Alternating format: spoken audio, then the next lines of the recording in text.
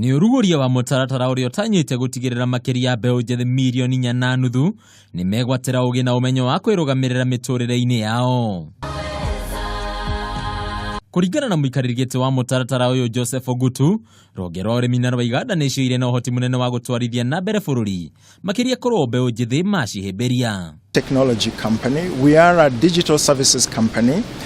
We have a contribution to make in terms of making technology available to the young people to access new opportunities. Nige kambuni cia andũ kĩũmbe nĩ ithingatĩtwo kũnyitanĩra na thirikari makĩria harĩ gũkinyanĩria mũbango wa Big 4. Amu thirikari no yage kũithĩrania ĩngĩ ya kũnyitirĩrwo nĩ kambuni iria ciĩhandĩte. We are looking at access to markets, with providing the farmer with information about how they can access markets.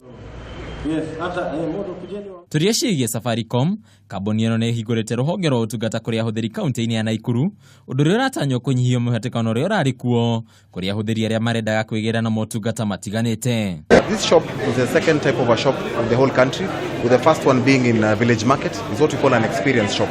The choice of location was largely because of convenience. Customers can be able to drive in, park their cars, access our services. Mwena-inĩ wake minista wa iganda na wendia kaunti-inĩ ĩno Ndagĩtarĩ Peter Ketenya nĩ augĩte ikinya rĩrĩ nĩ rĩgũteithĩrĩria mũno kũgacĩrithia rũhonge rwa ũkinyanĩria gĩtarũ-inĩ kĩa Rift Valley. So we want to make it easier for people to come here to experience these Safaricom services that are being offered. Handũ-inĩ ha mĩtheo njũria ya Kameme TV, rĩtwa rĩakwa nĩ Bataru wa Mwangi.